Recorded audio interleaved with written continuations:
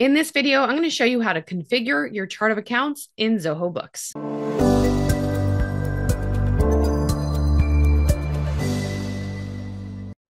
Hey everyone, my name is Stephanie Smith, and I'm a Zoho Finance Partner at AIO Bookkeeping.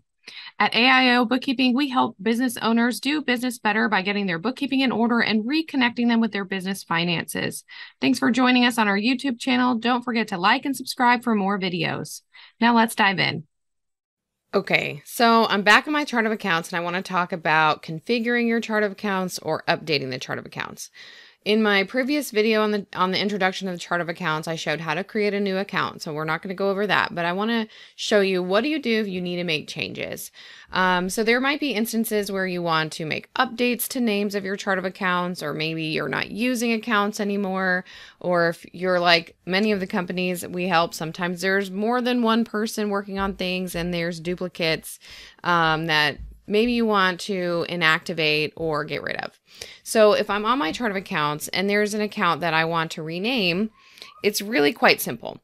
If I hover over the little gear icon over here, you can click the edit button.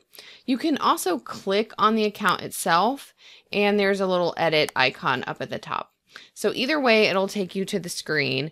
And this screen is the same screen used when you create it to begin with. If you want to change the name, let's say you would just type it in here. So I might just change this to auto maintenance and then click save. You can also change the account type if you need to. Maybe you created the wrong type. You can select a different one here, update the description, or even add it to your watch list again. So whenever you're done making those changes, you would just click the save button.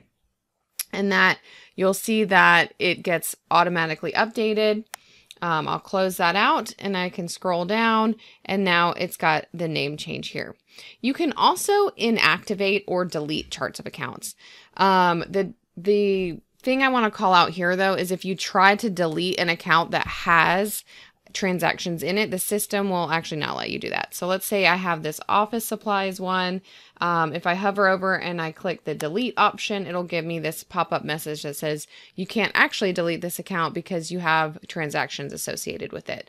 So in this case, you will have to do a bulk update to actually delete it. And I am going to go over merging accounts in another video, and we'll talk about that.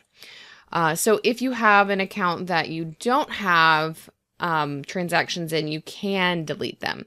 So let's say this one that I just created, I can delete it. If I hover over this and click the delete option, it'll still ask you, are you sure you really want to do this?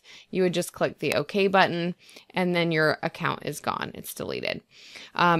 If there's an account maybe you're not using anymore, you used it last year and you don't want to use it this year, to clean up your account so there's not so many to choose from when you're making categorizations, you can just inactivate it. So let's say I don't have a storage unit anymore and I don't need this anymore. If I hover over the icon here and I click mark as inactive, then it has been marked as inactive. And when I go to create new transactions or categorize transactions, that option won't be there for me to use anymore. And that's really it. When it comes to the chart of accounts, you can add new accounts, you can update existing accounts, maybe you want to change the names or the account types, you can inactivate the ones that you're no longer using, or you can delete ones that were created in error or that you just don't need. Hopefully this helps you better understand your chart of accounts. I will see you on the next video.